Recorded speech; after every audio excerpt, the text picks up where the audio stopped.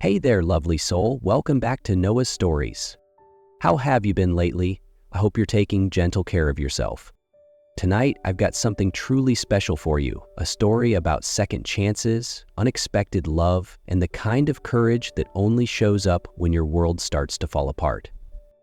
So find a quiet corner, wrap yourself in something cozy, and let me take you to a snowy December night at O'Hare Airport, where one woman's heartbreak turns into something beautifully unexpected. It's a freezing December night in 2024, and Chicago's O'Hare International Airport hums with the rhythm of holiday travel. Rolling suitcases, muffled announcements, the scent of overpriced coffee. Outside, snow drifts softly against the wide glass windows, a quiet contrast to the rush inside. Emma Caldwell, 28, steps off a flight from Seattle with nothing but a carry-on and a heart still tender from a breakup she didn't see coming. Her long brown coat is wrapped tight around her, scarf drawn up high, trying to shield herself from more than just the cold. The past few months have drained her, emotionally, mentally, and she's finally done running. Chicago is home, or at least it used to be. She's come back, hoping to start fresh, though she's not entirely sure what that means anymore. Emma used to design luxury interiors for tech startups on the West Coast. But since her relationship fell apart, so did her client list. Now she's starting over, alone, unsure, and already overwhelmed. The city feels both familiar and distant, like a song she once knew all the words to but hasn't heard in years. She doesn't know it yet, but tonight everything in her world is about to shift, starting right here in the arrivals hall. Emma threads her way through the crowd at baggage claim, mind foggy, fingers numb. She's halfway to the exit when she hears a voice that slices clean through the airport noise. Well, well, look who finally decided to come home. She freezes. That voice, smooth, self-satisfied, belongs to Brandon Hale, her ex-boyfriend. Emma turns slowly, her stomach tightening. There he stands, smug in his tailored overcoat, hair slicked back like he just stepped out of a courtroom ad, and next to him, arms crossed and wearing a smirk that could curdle milk, is Sienna Blake, her 26-year-old half-sister, the same half-sister who once posted a filtered birthday selfie while their mother was in the ICU. Emma can barely find her voice before Brandon steps closer, his words slicing through the cold air. "Emma, I'm with Sienna now. You were always too much, or not enough. Either way, I'm done." The pain hits fast, but Sienna's venom is what really cuts. She lifts her phone, her voice dripping sugar and spite. "I've got receipts, Em. All those messages you sent him, I can twist them, post them. Tomorrow morning, you'll be trending for all the wrong reasons." Emma's breath catches. She sees it already, her name dragged through comment sections, her face attached to cruel captions. Her pulse pounds in her ears. "You wouldn't," she says, voice barely above a whisper. Sienna shrugs. "Try me." Emma stumbles backward, nearly dropping her suitcase, just as she collides into someone solid behind her. She turns, flustered, only to meet a pair of steady blue eyes. Ben Bennett, 33, in a simple black coat and worn boots, takes one look at the scene and steps forward. "Is there a problem here?" he says, calm and firm. "Honey, I've been waiting. We've got plans." Ben's voice cuts through the tension like a blade, measured, confident, almost rehearsed. Brandon falters, caught off guard. Sienna scoffs, trying to size up this stranger. "And who exactly are you?" she spits. Ben doesn't blink. Someone who doesn't like watching people gang up on someone who's done nothing wrong. Now back off. Brandon grumbles something under his breath and grabs Sienna's arm. Her heels echo sharply on the tile floor as they storm off, the threat still lingering in the air. Emma stands frozen, heart thudding. She turns to Ben, still reeling. "Thank you," she breathes. "You didn't have to do that." Ben shrugs, a faint, almost reluctant smile tugging at his lips. "Looked like you could use a hand. I'm Ben, by the way." "Emma," she replies, still dazed. "Emma Caldwell." But even as the tension eases, the panic doesn't fade. Sienna will follow through. Emma knows her too well. The idea of her life going up in viral flames twists her insides into knots. And then, like lightning through fog, an idea sparks, reckless, half mad, but maybe the only way out. She looks at Ben, desperation and defiance colliding in her gaze. This might sound insane, but will you marry me? Just on paper. I need a shield. And right now, you're the only person who feels safe. He blinks. What? Not for real, just on paper. If I'm married, her narrative falls apart. It buys me time. Ben studies her. Ex-firefighter used to split-second decisions. Something in her voice pulls at him. After a beat, he nods. Okay, but if we do this, we do it on our terms. We can call it off whenever we want. Emma nods. Deal. The cab ride to the city clerk's office is a blur. Twinkling Christmas lights outside, fluorescent buzz inside. Paperwork slides across the counter. Names are signed. A tired clerk stamps the certificate without looking up. Congratulations, she mutters. Emma stares at the paper in her hands. Her name now legally tied to Ben Bennett, a man she met less than an hour ago. They step out into the icy night, the marriage certificate tucked in her purse like a ticking time bomb. What now? She asks. Ben shrugs, that faint smile again. We figure it out. They do, sort of. Emma's small walk-up in Wicker Park becomes Ben's temporary home. He arrives with a duffel bag and a quiet presence that somehow doesn't feel intrusive. The first few days are awkward. She works at her kitchen table, designing layouts for boutique cafes and startup offices, while he claims to be job hunting on his phone. In truth, Ben is juggling a secret life. CEO of Bennett Developments, a real estate empire he's quietly stepped away from. To Emma, he's just a retired firefighter figuring out his next move. But even in the silence, they settle into a rhythm. He fixes the leaky faucet without being asked, buys groceries, cooks dinner. One night, he makes pasta from scratch, the kitchen filled with warmth and garlic. Emma blinks, impressed. Where'd you learn to do that? Firehouses get boring, he says with a grin. You pick things up. She laughs, a sound rare and unguarded. Something loosens between them. They still don't know what this is, but for the first time since the night at the airport, Emma doesn't feel completely alone. Dinner becomes a quiet ritual. Shared meals, soft music, the low hum of the city outside. One night, after finishing a bottle of red wine gifted by a former client, Emma finds herself speaking more freely than usual. My mom died when I was 16, she says, eyes on her glass. Cancer. My dad married Sienna's mom 6 months later. It was like I disappeared. Ben listens, fork paused midair. I moved out the day I turned 18, she continues. Haven't looked back since. Sienna? She's always played the victim in designer heels. My dad? I think he just wanted to forget my mom existed. Ben's gaze softens. That's rough. Sounds like you've been on your own a long time. Emma nods, swallowing the lump in her throat. Pretty much. She looks at him. What about you? Ben hesitates, then offers a partial truth. Former firefighter, parents passed a few years ago, no siblings, it's just me now. It's enough for now. Emma doesn't push. There's something in his eyes that says the rest of his story is locked away, not ready to be told. Later, they sit on the couch, the TV murmuring in the background. Their hands brush, neither moves. Emma breaks the silence. I don't know why you said yes to this. Ben glances at her, voice quiet but certain. Because you looked like someone worth helping. For the first time in a long while, Emma believes that maybe she is.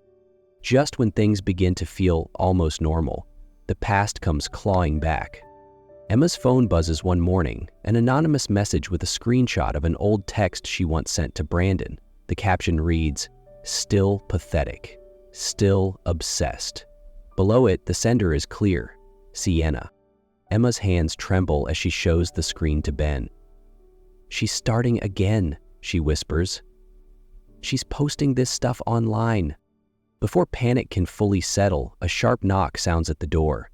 Emma opens it to find Sienna standing there, flawless as ever, phone in hand. Just thought I'd check in, she says, peering inside with a mocking smile. And who's this? Your rebound? He looks budget.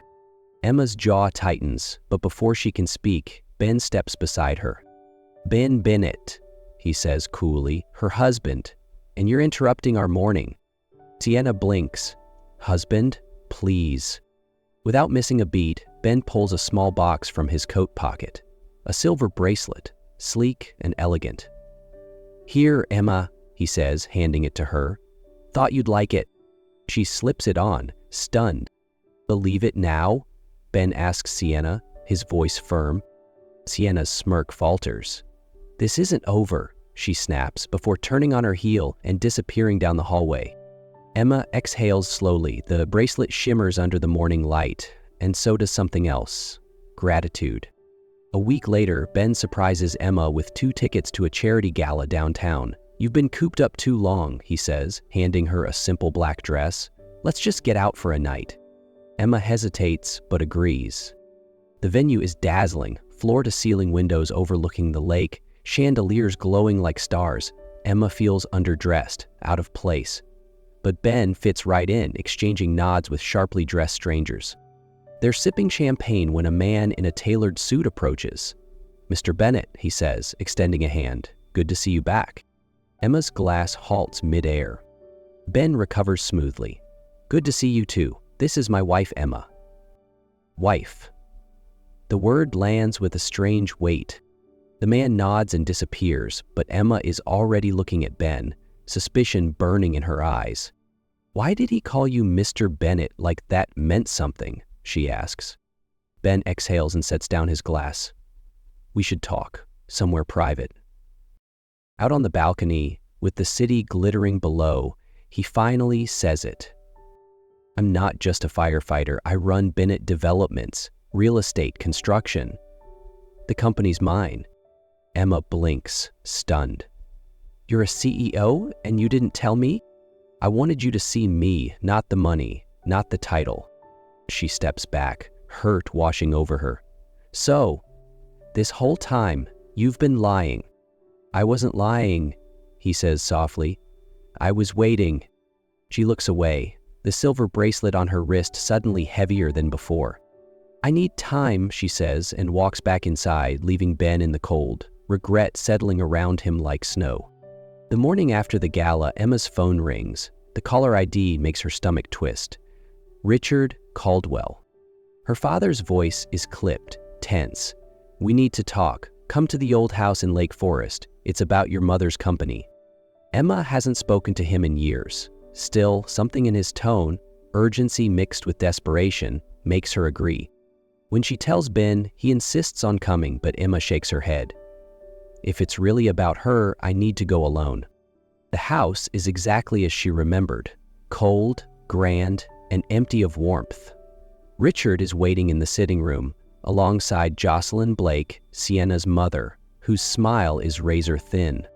Richard wastes no time. "Grayson Interiors is collapsing. The company your mother built, it's drowning. We need an investor fast." Emma folds her arms. "So why call me now?" "Because you owe us," Jocelyn snaps. "Victor Kessler is willing to save the company, but he wants a personal connection." Emma blinks. "You mean me?" Richard's voice lowers. "It's not personal, it's business. Meet him, convince him, help us keep the company." Emma recoils. "You want to sell me off like some bargaining chip?" Richard's jaw tightens. "It's practical." Before Emma can speak, Jocelyn adds coldly, "Do it for your mother. She'd want this saved." But Emma knows that's a lie. She stands slowly, voice shaking but firm. "You didn't care when she died. You don't get to use her now." And with that, she walks out, heart pounding, fury rising, and finally ready to fight back. Emma slams the door behind her as she steps out into the cold. Her breath fogs the air, but the fire in her chest burns hotter than any winter wind. She dials Ben as she walks to her car. "You were right. They don't want help, they want control. They'd rather sell me than lose their grip." "I'm on my way," Ben says, already grabbing his coat. Back at the apartment, Emma rifles through a box of old documents. Tucked between yellowed sketchbooks and photo albums, she finds what she's looking for: her mother's will, the original copy. Her heart pounds as she reads the words aloud. 50% of Grayson Interiors and full rights to the Lake Forest house, bequeathed to Emma Caldwell. Ben arrives just as she finishes. They took it all, she says, and they lied. Ben doesn't hesitate. Then we take it back.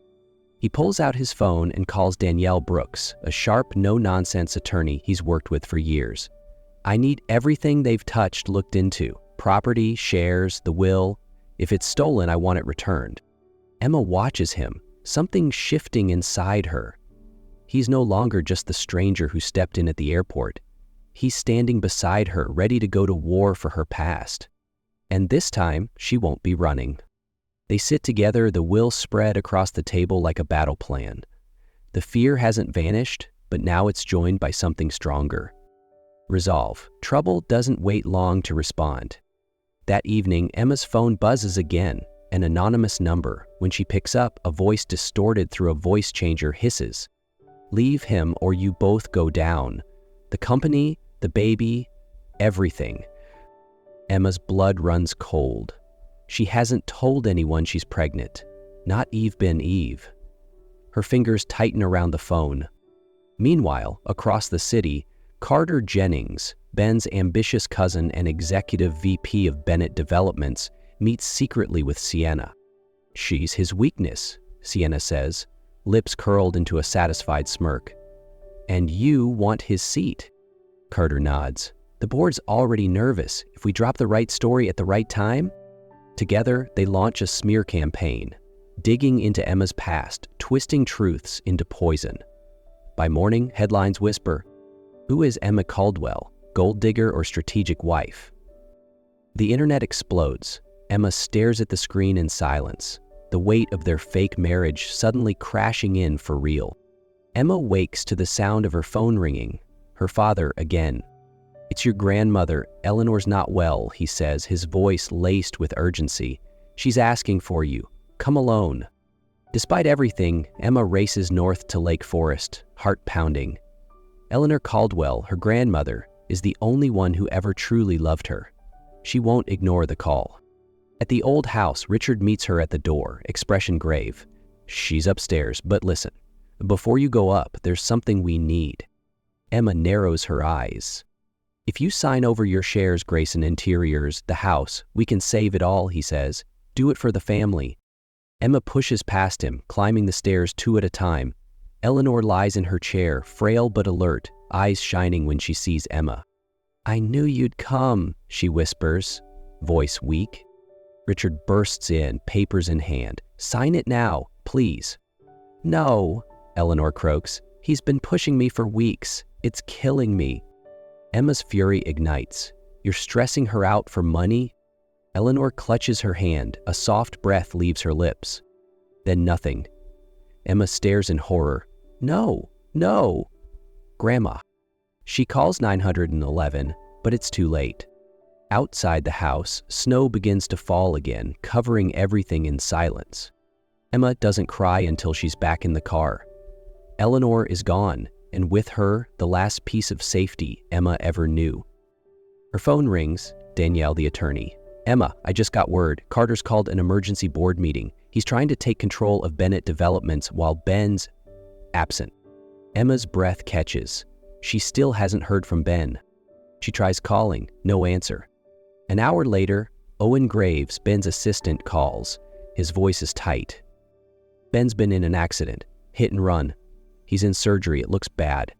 The world tilts. Emma doesn't scream. She doesn't fall apart. Instead, she packs her mother's will, throws on a black coat, and heads straight for Bennett Developments. The boardroom falls silent as she enters. "I'm Emma Caldwell," she says, voice clear, "legal wife of Ben Bennett and co-heir to Grayson Interiors, now worth millions." Carter rises, smug. "You don't belong here." She slams the will on the table. "This says otherwise, and until Ben wakes up, I speak for him." The room shifts. Doubt creeps into Carter's expression. Owen steps forward, placing a folder in front of her. "Mr. Bennett left clear instructions. You're his proxy." Emma takes a slow breath, her voice calm but fierce. "I'm not leaving, and I'm not afraid of any of you anymore." And no one dares tell her otherwise. Ben wakes 3 days later, his eyes fluttering open under the sterile glow of the hospital room. Emma is there, head resting on his hand, eyes red but alive with relief. "You came back," she whispers, barely able to speak through the tears. He manages a faint smile. "You held the line, didn't you?" She nods, her voice trembling. "I had to. For you. For us." Ben squeezes her hand weakly. "I know everything now. Owen filled me in. Carter, Sienna, your father. They crossed lines." With Ben conscious, the wheels of justice turn fast. His legal team moves like thunder, exposing Carter's attempt to sabotage the company and tie him to the smear campaign. Sienna's messages are traced. Richard's abuse of power over Eleanor's estate is brought to court. Emma stands beside Ben at every press briefing, every board meeting. Her quiet strength silences doubters. Then one evening, as snow falls gently against the hospital window, Emma takes Ben's hand and places it over her stomach. "I was going to wait, but you deserve to know now." Ben blinks, stunned. "We're having a baby." Silence. Then joy breaks through the pain on his face. His voice is hoarse but sure. "We're gonna be okay, all three of us." Spring arrives quietly in Chicago. Snow melts into sidewalks. The trees along the lake bloom again. In a small stone chapel near the water, Emma walks down the aisle in a simple white dress, her belly just beginning to show, her steps steady, her heart full. At the altar, Ben waits, healed, stronger, and finally whole. This time, there's no paperwork, no panic, just love. They renew their vows in front of a handful of close friends. Owen smiles from the pews. Danielle stands beside him, hands folded with quiet pride. There's no grand spectacle, just two people choosing each other for real. "You may kiss the bride," the priest says with a warm grin. Ben leans forward, pressing his forehead to Emma's before kissing her softly. The chapel fills with quiet applause. Later, in their new apartment overlooking the lake, they paint a nursery together. Soft yellow walls, hand-built furniture, a small rocking chair by the window. Emma frames a photo of Eleanor and places it on the shelf. "She would have loved this," she says. Ben wraps an arm around her, fingers resting gently on her growing bump. "We made it," she whispers, her hand resting over his. He leans in, pressing a kiss to her temple. "And this is the life we fought for." The past may have broken them, but love, real, unshakable, put them back together again.